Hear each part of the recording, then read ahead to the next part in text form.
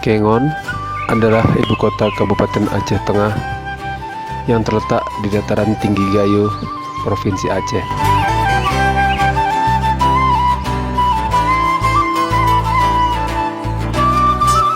Kota ini terkenal dengan udaranya yang sejuk, pemandangan alam yang indah, dan budayanya yang kaya.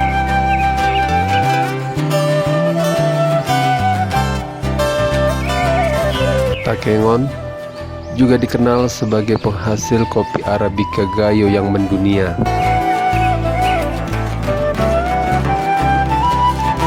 Selain kopi, Takengon juga memiliki potensi besar di sektor pariwisata. Salah satunya adalah danau.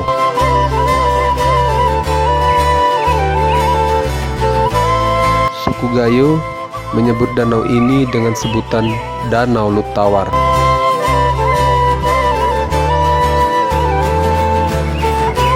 Danau Lutawar adalah sebuah danau dan kawasan wisata yang merupakan permata di jantung Gayo.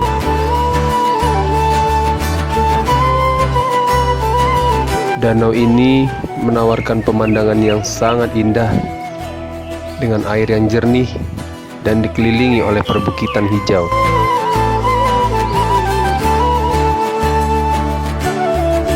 Danau Lutawar bukan hanya sekedar tempat wisata, tetapi juga sumber kehidupan bagi masyarakat sekitar.